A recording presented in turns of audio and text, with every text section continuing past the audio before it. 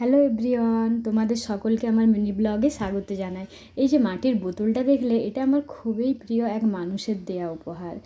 তার আমাকে এই উপহার দেওয়ার কারণ কি জানো? জানলে তোমরাও হাসবে। আমিও প্রথমে শুনে এসেছিলাম।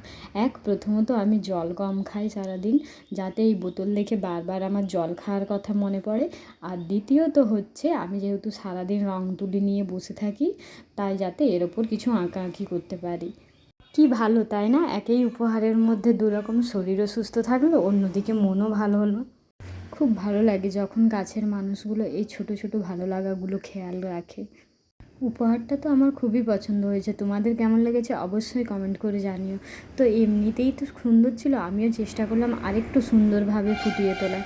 সেই মতো আমি আমার মনের মতো করে ডিজাইন শুরু করলাম।